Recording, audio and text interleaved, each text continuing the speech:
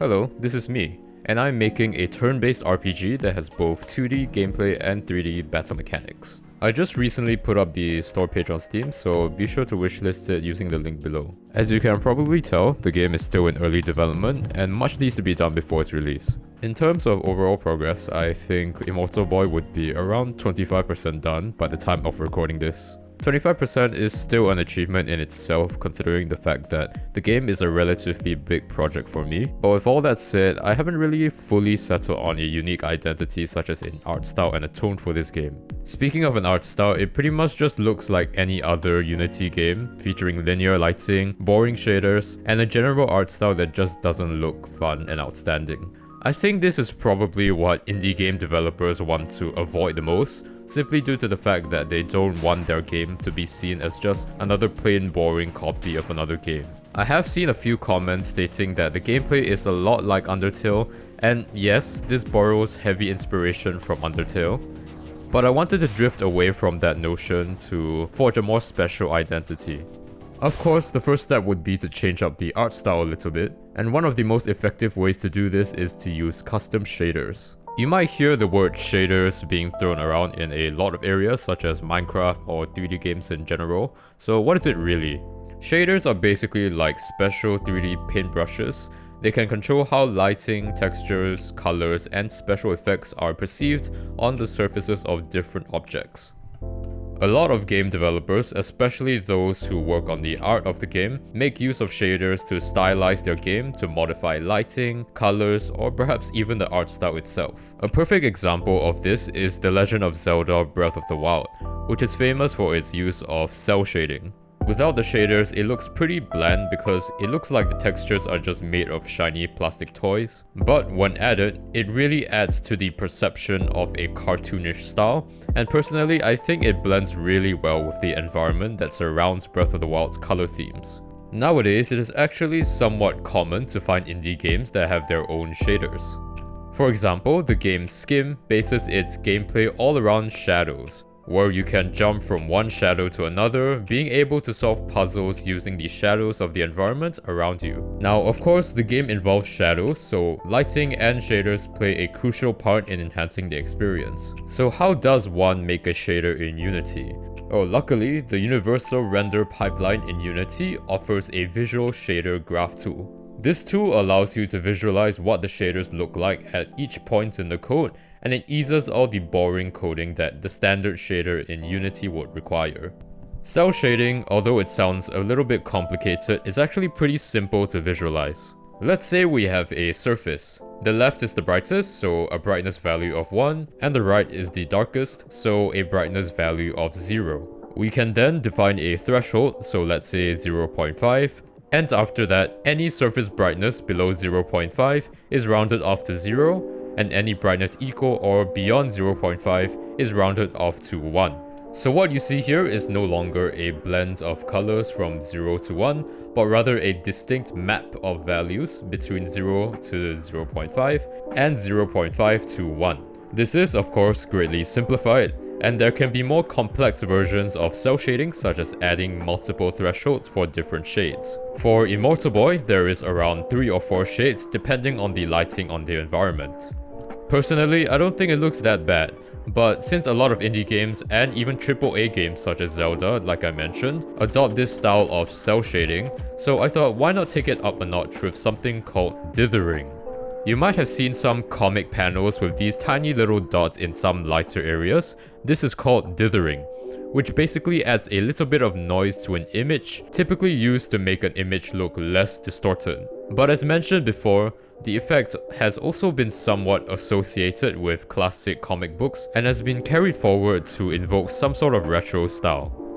A recent example of this effect is Into the Spider-Verse, where the lighting of 3D models can be spotted using this exact same dithering effect to mimic a comic book. So the plan here is to use 2 thresholds, so let's say 0.33 and 0.66, which will result in 3 shades, so for example, dark, medium, and bright. Then I replace whatever was medium with a dithering effect of dark and bright. Bright being the background and dark being the dots. This effect is perhaps best seen in dark environments with a bright single light source like in here. And I think it's actually quite a powerful effect that makes the game feel old school and more like a comic book. Of course, an art style is not very effective if it's not used to its fullest extent, so naturally the next step would be to get things moving with a bit of animation. Personally, I'm not the biggest fan of completely smooth animation where there is interpolation between frames. Although it might look good on some games with realistic graphics such as God of War, Red Dead Redemption, and The Last of Us, or pretty much most AAA titles out there.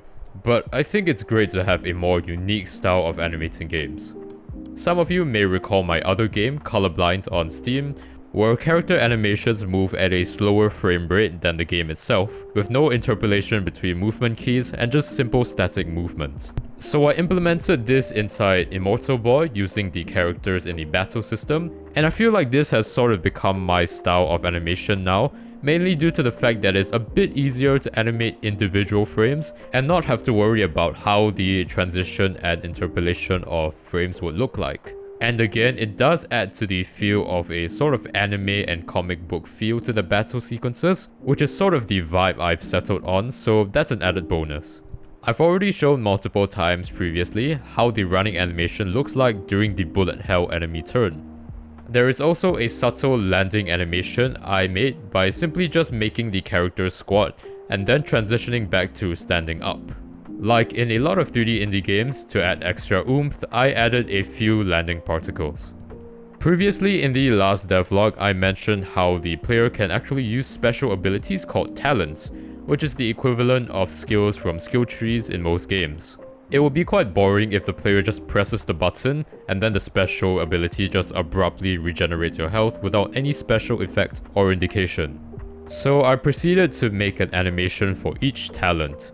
Each character has 4 talents and hence 4 animations, so in total I had to make 16 animation clips. Speaking of talents, I decided on what these 16 talents are going to be based on the skill tree that I discussed all that time ago. Like most skill trees, the talent tree in Immortal Boy requires a currency called potential points to unlock, which you gain through winning battles throughout the game. Some talents can be unlocked via unlocking other talents first, and most talents have multiple tiers to them where it will increase the effect of each talent. Some of the talents are very simple, like Aeon's Barrier, which increases the overall defense of the team, or Sarah's Tulip, which grants damage immunity for a few turns before breaking. There are also more complicated talents like Kozat's Coerce, which disables an enemy for a few turns so they can't attack, or Gyro's Sabotage, which applies splash damage to enemies when it's the player's turn. Really, it's up to the player's preference to decide how they want to use this system. But of course, there must be some sort of drawback to using these abilities, because constantly spamming these abilities without consequence will make the game really easy and not make the game fun. So I made a new system called Worth. Aeon is the character you play as, and unlike other characters during battle who rely on standard health bars, Aeon relies on Worth. Although it works just like a regular health bar, any talents used by himself or other members will deduct various amounts of worth from Aeon himself. Hopefully this does make the player strategize and think about how they will use this ability in terms of its cost, or even how they can combine with other talents to make the battle easier. A few days ago, I also released an early gameplay trailer for the game. I tried using what little significant gameplay footage I had because the game is still in very early development of chapter 2 out of 8. As you can probably tell, I got a new video editing software just to make these devlogs or future videos a tiny bit prettier. A good thing about Filmora is the sheer amount of visual effects it offers. In the trailer, there were a few different shade effects that made the trailer a lot more impactful. An example of this is when it was implemented in the transition between the different texts. So this is the trailer without the shaking.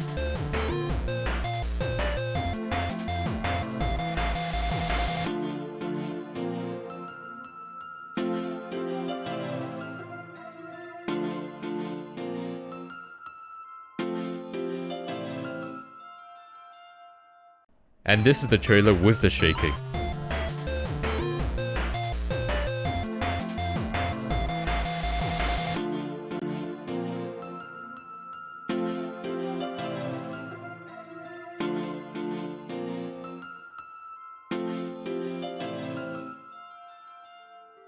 You can go watch it right now to get a general feel of what the game will be like. I tried to go for a more cheery, bright and vibrant world with a wide variety of gameplay. Of course, this is an early gameplay trailer, so there will definitely be around 2 to 3 more trailers with different purposes. Don't forget to wishlist Immortal Boy on Steam. It just takes 2 simple clicks and it will really help out to release the game.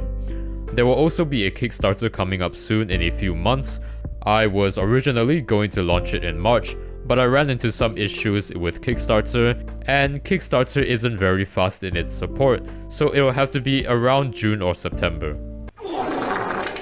Additionally, Immortal Boy will also be part of the Steam Next Fest 2025 for June, between 9th to 16th of June. So when that comes, you can play a demo version of the game yourself for completely free.